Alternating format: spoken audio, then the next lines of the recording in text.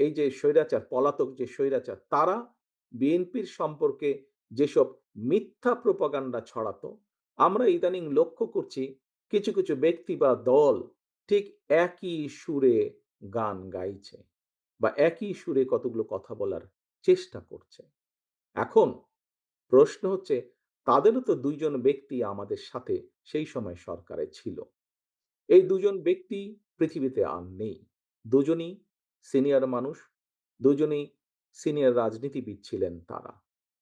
তারা গত হয়েছেন। কাজেই যে মানুষ নেই তাদের সম্পর্কে অবশ্যই খারাপ কথা বলা উচিত নয়। তাদের প্রতি পরিপূর্ণ সম্মান রেখেই বলতে চাই, সেই ২ জন ব্যক্তির বিএনপি সরকারে শেষ দিন পর্যন্ত থাকা প্রমাণ করে দেয় ১, ২ টো জিনিস প্রমাণ করে যৌক্তিকভাবে। ১, তারা অবশ্যই পূর্ণ কনফিডেন্স ছিল খালেদা জিয়ার উপরে যে খালেদা জিয়া দুর্নীতির বিরুদ্ধে যুদ্ধ করছে। সেজন্যই তারা শেষ দিন পর্যন্ত ছিল। সেজন্যই তারা শেষ দিন পর্যন্ত ছিল। এখন তাদের দলের অন্য যে যত বড় কথা বলি কি না কেন, খালেদা জিয়া শেষ দিন পর্যন্ত দুর্নীতির বিরুদ্ধে যুদ্ধ করেছে এবং দুর্নীতির অবস্থার পরিবর্তন ঘটেছে। এই আত্মবিশ্বাস তাদের মধ্যে ছিল। তারা দেখেছিল সেই সরকারকে। কারণ তো সরকারের ভেতরেই ছিল।